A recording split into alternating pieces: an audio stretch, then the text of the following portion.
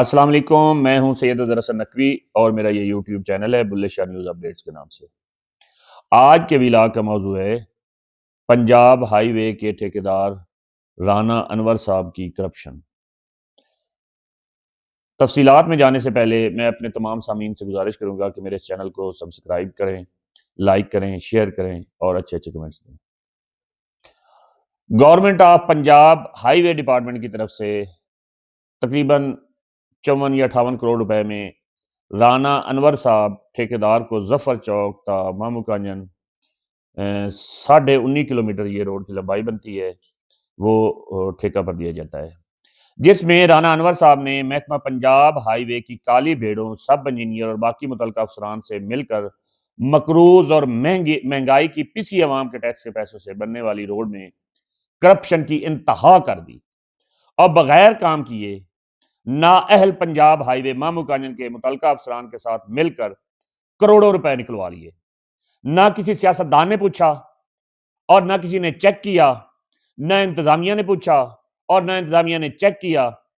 رانا صاحب نے اتنا ناقص کام کیا ہے کہ کافی جگہ سے روڈ ٹوٹ پھوٹ کا شکار ہو چکا ہے۔ یہ روڈ کی جو تاریخ آغاز تھی وہ 24/10/2024 تھی اور یہ تکمیل ہونا تھا 30/6/2026 تک۔ ابھی تک روڈ کی تکمیل کی ڈیٹ پوری نہیں ہوئی، روڈ بن چکا ہے لیکن روڈ ٹوٹ پھوٹ چکا ہے اور روڈ میں کرپشن کی انتہا کی گئی ہے۔ پنجاب ہائی وے ڈپارٹمنٹ کی طرف سے بالکل خاموشی ہے اور انتظامیہ بھی خرگوش کی نیند سوئی ہوئی ہے اور ہمارے سیاستدان وہ بھی اپنے کاموں میں مصروف ہیں۔ اسی ٹھیکیدار رانا انور صاحب نے بنگلہ چوک میں ٹف ٹائل لگائی ہے، انتہائی ناقص میٹیریل، مٹی برابر کر کے اوپر ٹف ٹائل لگا دی گئی ہے، وہ ابھی تک موجود ہے، وہ بھی اسی پنجاب ہائی وے کی طرف سے ٹھیکہ دیا گیا ہے۔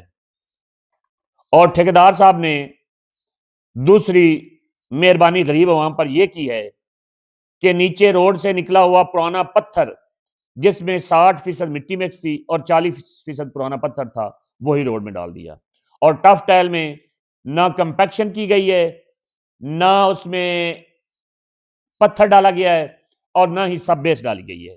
عموماً ٹھیکیدار ایسا نہیں کرتے، یہ ہو جاتا ہے کہ مثال کے طور پہ اگر وہ کوئی مٹیریل ہے اس میں کوئی 5-7% اونچ نیچ کر لیتے ہیں، لیکن اتنی بددیانتی، بے ایمانی اور کرپشن نہیں کرتے۔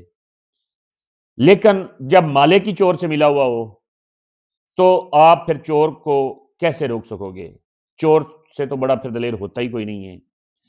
محکمہ پنجاب ہائی وے ہی ٹھیکیدار کے ساتھ جب ملا ہوا ہے اور انتظامیہ کی طرف سے بھی کوئی چیکنگ نہیں کی، سیاستدان بھی خاموش ہیں، تو پھر ٹھیکیدار نے تو لوٹنا ہی ہے اور رانا انور صاحب نے جی بھر کر لوٹا ہے کیونکہ اسے پوچھنے والا کوئی نہیں تھا۔